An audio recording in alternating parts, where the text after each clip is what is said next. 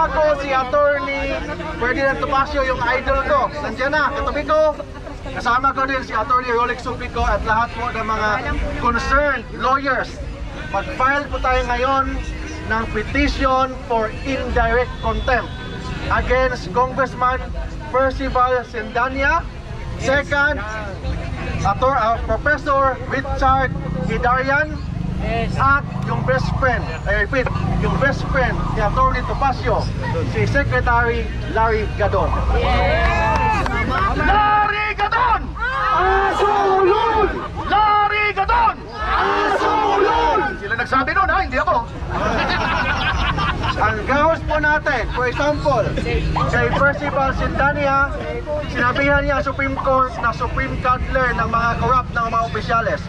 Second, itong si Richard Hidarian, nag-post sa Facebook and sa Twitter niya na lahat daw ng mga justices ng Supreme Court appointee ng mga Duterte, therefore hindi independent ang Supreme Court.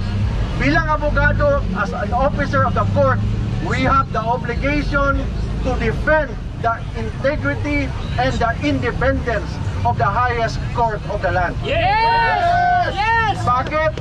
Kasi kung wala ng credibility ang Supreme Court, wala ng matirang justisya sa Pilipinas. That's why, as lawyers and as a Filipino, we have the obligation to defend the independence and the impartiality of the Philippine Supreme Court. Yun ang gagawin po natin ngayon. After this, pupunta na ako sa loob, mag-file na po tayo ng petition to declare those three individuals for indirect contempt. Thank you. Yes, sir. Thank you. Mabuhay! Ang question, pagbalik na kay malate man sa filing. Okay. Filing mo na, filing. Pabalik sila. Ito yung kopya mo. Babalik po para sa media briefing. Mga kababayan, sa araw na ito, ang panawagan ng Congressman Jing, yung and Atty. Manny Luna, manatili kami sa lahat po.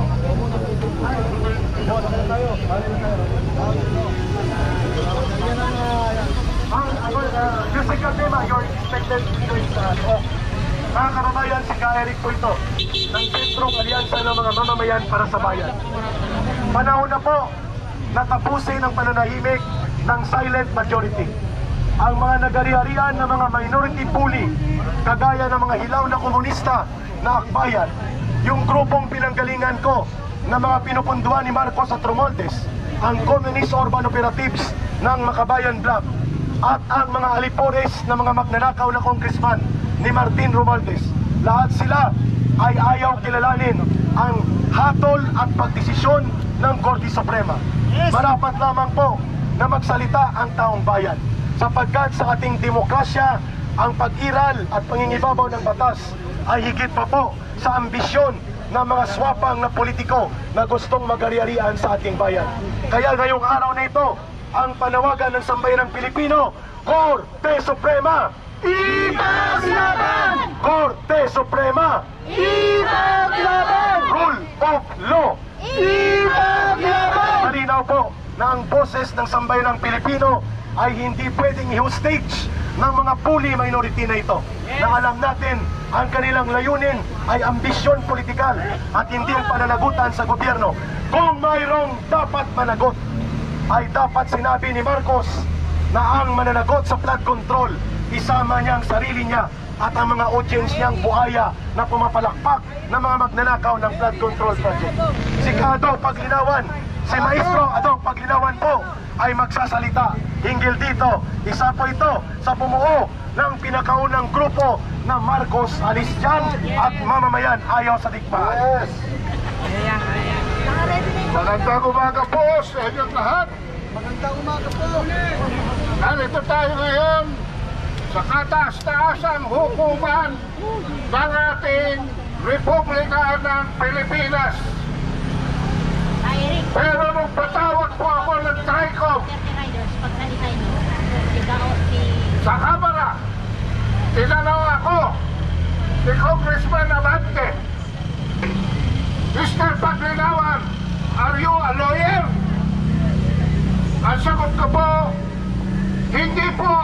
here.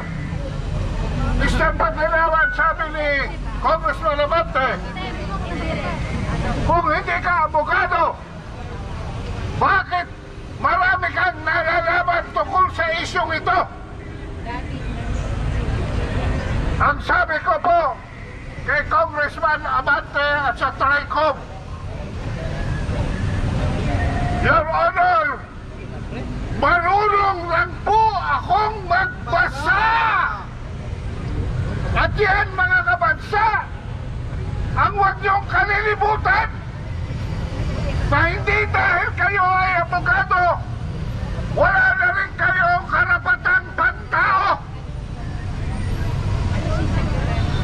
Hindi dahil ikaw ay abogado, tama ang ginagawa mo.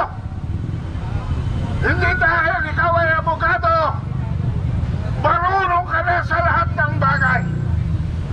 Eh bakit dito sa simple na issue, maraming abogado, mga dating mataas na hurado ng Supreme Court, ang mukhang mali ang pananaw ukol sa batas.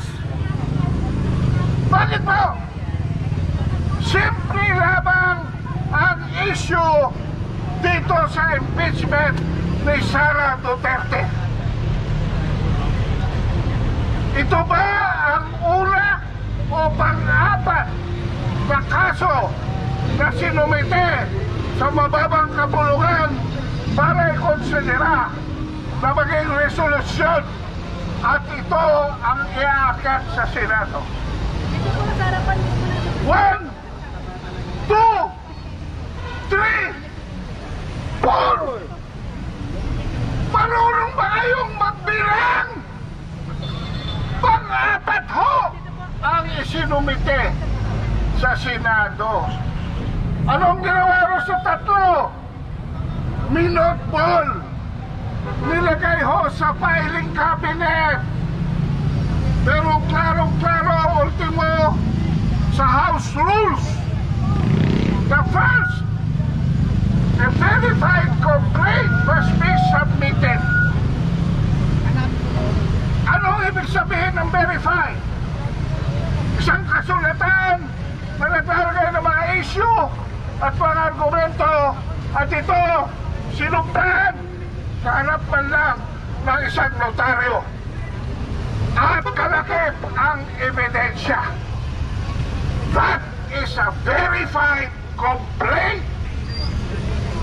Second, itong verified complaint must be endorsed by a member of the lower house. Number 3, this must be received by the Secretary General's office and endorsed to the Speaker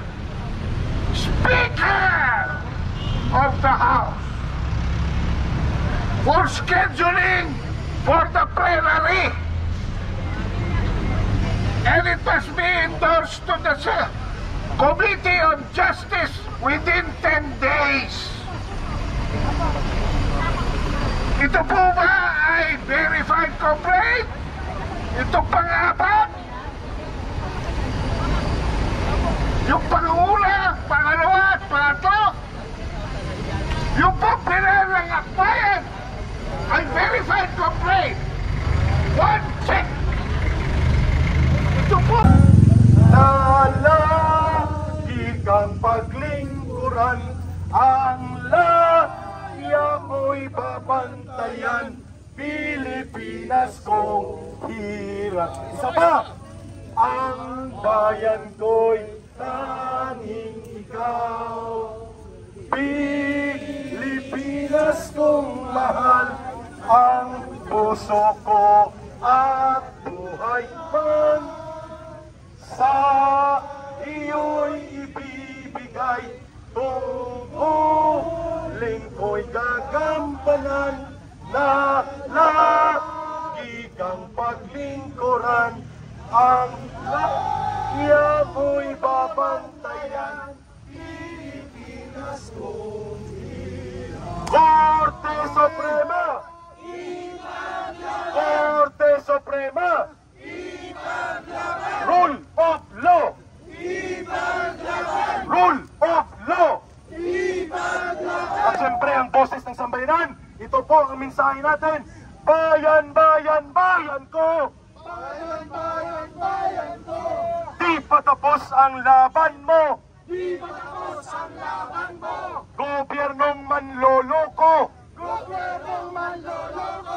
Labanan mo, itakwil mo! Labanan mo, itakwil mo! Mabuhay ang sambayan ng Pilipino! Narito po ang mga abogado ng mamamayan kasama si Chairman Cardema sa aming huling pag-uulat sa bahaging ito ng ating pagkilos sa harap ng Korte Suprema. Hello! Na-file na po natin ang petition to declare yung mga respondents for indirect contempt. Na-file na po natin, ito yung ebidensya na na-file po natin as lawyers and as officers of the court. We have the duty to defend the integrity of the courts, lalo na ang Philippine Supreme Court. And second, yes, may tinatawag tayong freedom of press, freedom of expression, but hindi yan absolute. Kailangan hindi maka-epekto sa proper administration of justice. Kasi kung wala ng integrity ang Supreme Court, sana tayo maniwala. Where is the justice now kung wala ng integrity ang Supreme Court? That's why, as lawyers and as Filipino, we have to defend the Supreme Court and lahat po ng mga justices ng Supreme Court. Thank you. Magpapasalamat lamang po ako sa lahat ng lumahok. Pinakita nyo na kayo ay para sa bayan, higit sa lahat. Maraming salamat. Mabuhay kayo at lahat ng ugat sa inyong katawan. Mabuhay ang Pilipinas. Mabuhay ang Korte Suprema. Mabuhay tayong lahat. Mabuhay! Lahat ng ugat daw ha. Si Chairman Cardema po para sa kanyang pagsasalita sa araw nito. Mula po sa Duterte Youth Party List, ang #1 na party list na ibinoto ng ating mga pulis at sundalo, ng ating mga OFWs sa buong mundo. Kami po ay nagiging boses ng lampas 2 milyong Pilipino sa pagsuporta sa Supreme Court. Yung iba doon sa Kongreso nagrarally para pabaksakin ang gobyerno. Tayo po dito ay nagrarally para suportahan ang gobyerno at ang Korte Suprema. Dahil kung walang susuporta sa Korte Suprema at sa rule of law, wala nang hustisya sa bansang ito.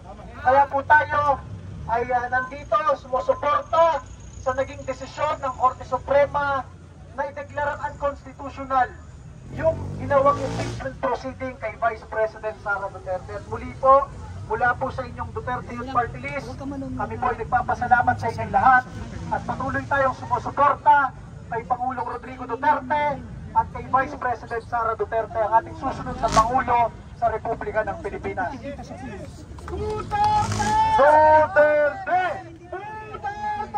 Okay, mga kababayan, dito na po magtatapos ang ating pagkilos, pero hindi dito matatapos ang ating pagkakaisa. Mabuhay at magtatagumpay ang sambayan ng Pilipino. Naway kasihan kayo ng Panginoon. God bless everyone and Allah be with you when you go home. We will claim victory in due time. Darating po yan. Maraming salamat. Mabuhay kayong lahat. Bye! We can now disperse our ranks. Ay, meron pa yung mga ano, oh. Yan, oh, si Juan, yung dalawa. Yan, yung pangalan.